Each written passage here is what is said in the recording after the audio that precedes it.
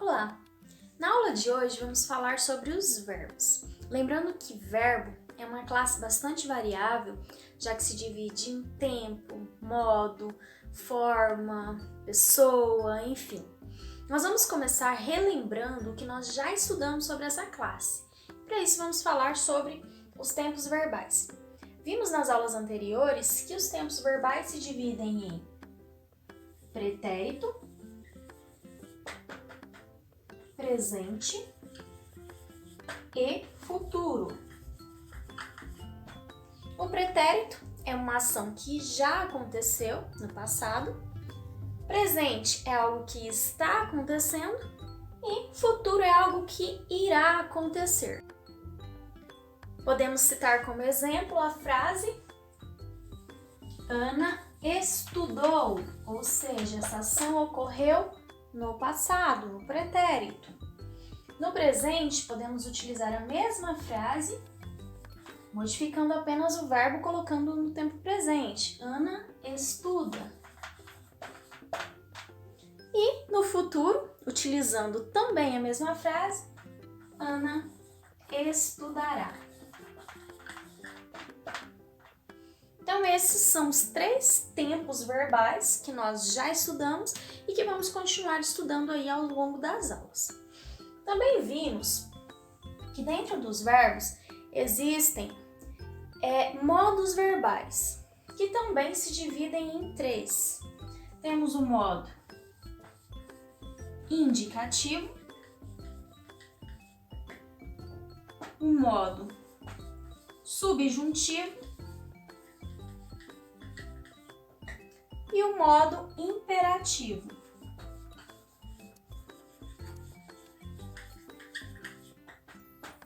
O modo indicativo é aquele que apresenta uma certeza, algo que realmente aconteceu ou que vai acontecer. O modo subjuntivo é uma situação hipotética, ou seja, algo que pode ser que aconteça, mas não é certeza. E o modo imperativo é uma ordem, um conselho. Então vamos usar aqui um exemplo para esclarecer melhor. O modo indicativo. Utilizando a mesma frase, Ana estudou. Eu estou afirmando algo, uma ação que ocorreu. Então essa frase encontra-se no modo indicativo, porque indica uma certeza. O modo subjuntivo seria uma dúvida, uma hipótese. Talvez Ana estude amanhã. Então é uma situação hipotética, ou seja, não é certeza que a Ana irá estudar amanhã. E no modo imperativo é dando uma ordem. Estude.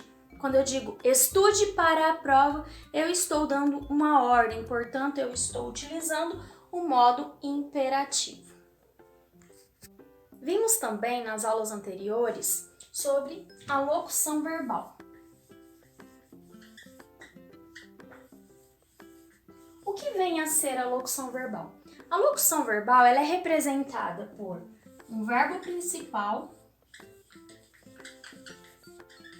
mais um verbo auxiliar.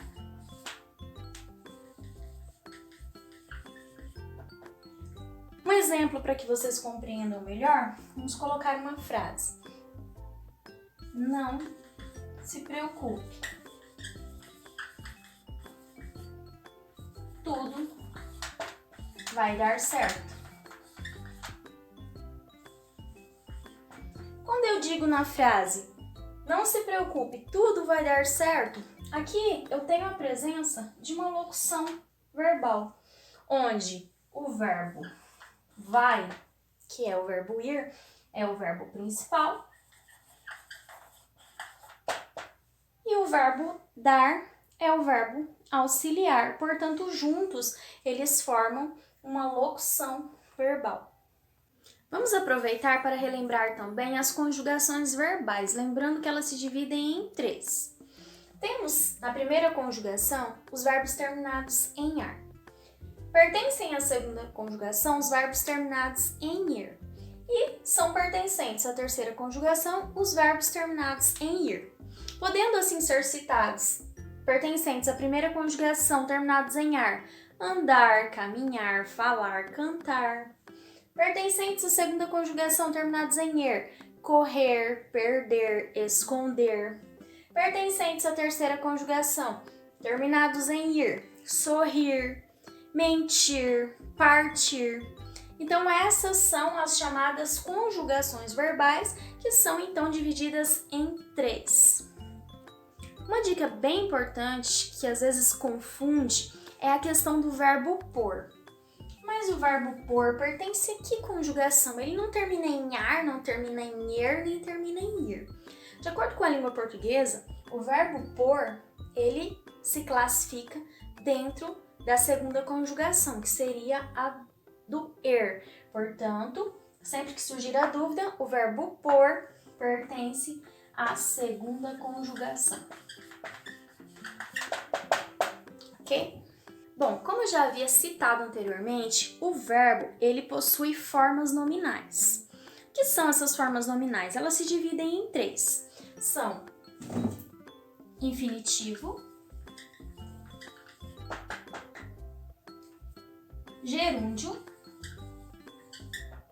e particípio. Mas o que eu faço para saber a que forma nominal cada verbo pertence? Muito bem.